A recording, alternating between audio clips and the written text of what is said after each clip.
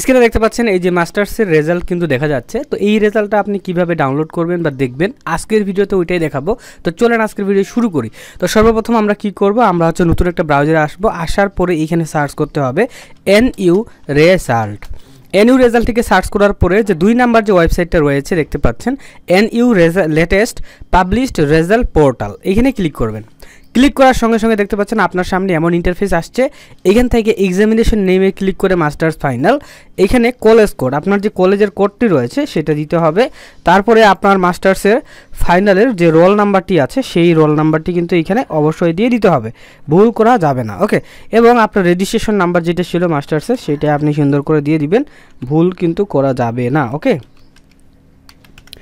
তারপরে এক্সাম ইয়ার 2022 দিয়ে search result বাটনে ক্লিক করার সঙ্গে সঙ্গে আপনার রেজাল্টটি আপনার সামনে চলে আসবে।